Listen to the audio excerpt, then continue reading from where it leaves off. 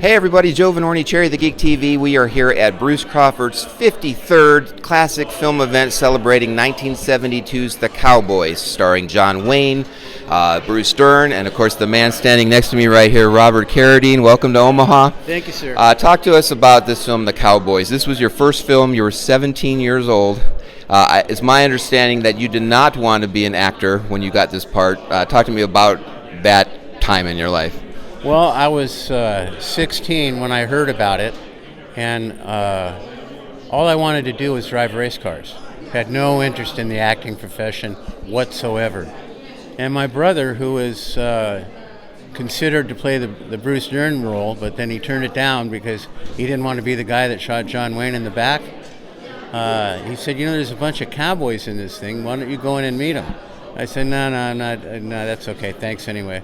He said, well, you've got everything to gain and nothing to lose. I thought about that, everything to gain, nothing to lose.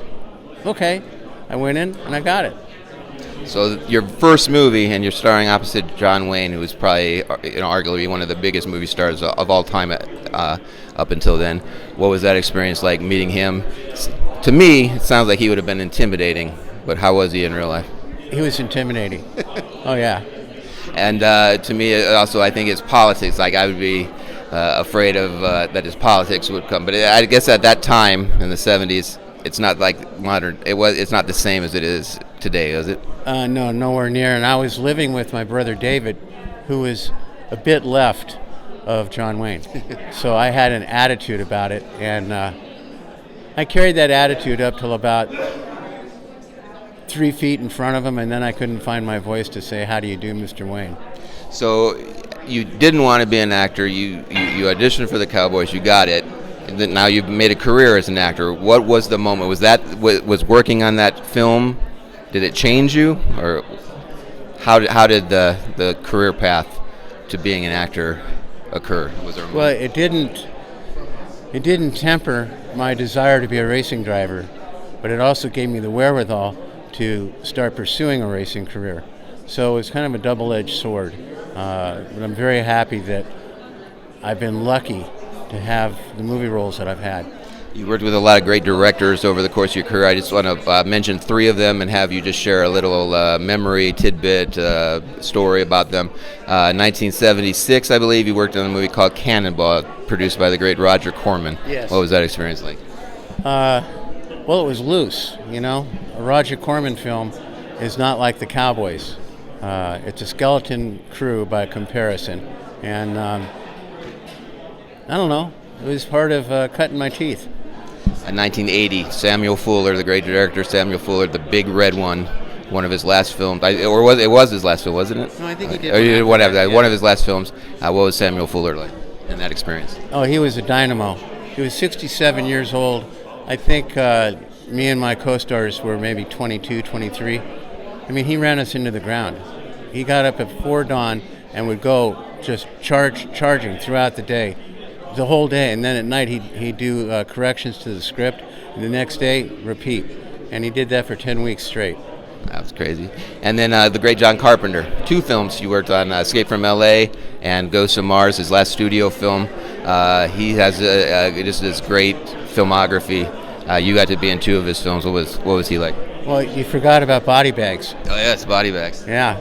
No, he was great. John is one of the ace people of all time. I love John Carpenter. We can't let you go without asking you about your role as Lewis in the 1984 comedy Revenge of the Nerds, which was a juggernaut box office hit when it came out in 1984. When you were cast in that and you were making that film, when was the point that you realized that this was going to be what it became, or did you not know that until it was actually out and impacting the culture in the way that it did? Well, none of us, the entire cast, we had no idea where we were headed, but we were having a real good time. I think the thing about you and your performance in that movie that sells the movie is the iconic laugh that Lewis does. The laugh, yeah. I think if you do the movie exactly the same and you take out your laughs, I think the movie is a lesser movie. The movie your laugh enhances that movie. Talk to me about the genesis of that iconic laugh. Well, I owe it all to Jamie Cromwell, the actor that played my father. Somebody's really loud over there. Anyhow, Jamie Cromwell showed me how to do the laugh. He's the one that came up with it. And then you got to do a scene in the car with him, both of you doing the laugh. Yeah, that's when we knew we were on the way to something special. So there were inspired many sequels. I hear that there's a couple scripts out there for a possible, there's a lot of legacy sequels out there for different franchises, and including Revenge of the Nerds. What's the status of that at this time? Well, at the moment, we're trying to convince Disney that this is a movie that needs to get made, because they own the license. You know, when they bought 20th Century Fox, they got the license. Hopefully we will get to see it one day. In the meantime, check out his body of work, including 1972's The Cowboys. This is Robert Carradine. I'm Joe Vanourney. Check out Cherry the Geek TV for more coverage about in the world of film and television, comics, and animation.